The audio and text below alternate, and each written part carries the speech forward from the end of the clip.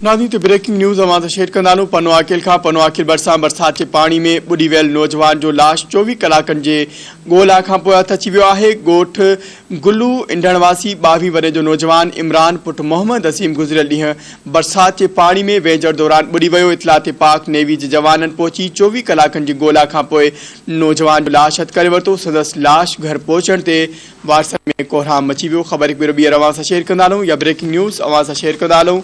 पनो आकिल खां पनो आकिल भरिसां बरसात जे पाणी में बुॾी वियल नौजवान जो लाश 24 कलाकनि जी ॻोल्हा खां पोइ हथ अची वियो आहे। ॻोठ गुलू इंडणवासी 22 वरे जो नौजवान इमरान पुट मोहम्मद अज़ीम गुज़िरियल ॾींहुं बरसात जे पाणी में वहिजण दौरान बुॾी वियो। इतलात पुलिस नेवी जे जवाननि पहुची 24 कलाकनि जी ॻोल्हा खां पोइ नौजवान जो लाश हथ करे वरितो। संदसि लाश घर पहुचण ते वारसनि में कोहराम मची वियो।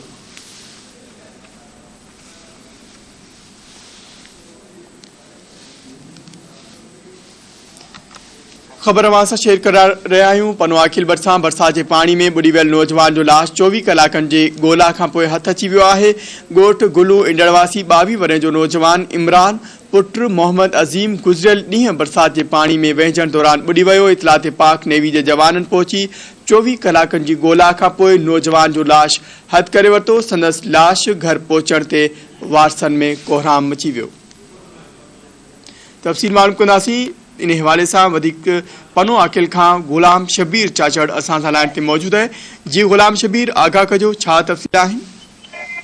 जी पनो आकिल लग सुमरा पावर जे ॻोठ गुलू इंडड़ जेका आवासी नौजवान इमरान अली वलद मोहम्मद अज़ीम जेका बोझ जे पानी में तड़कण दौरान जेका बुॾी फौत थी वियो, जंहिंजो लाश जेका 24 कलाकनि जेका बाद ॻोठाणनि ऐं नेवी जी मदद सां जेका लाश हवाले लाश जो हथ कयो वियो आहे। जंहिं फौत करे लाश खे घर पहुचण ते घर में कोहराम मचल आहे।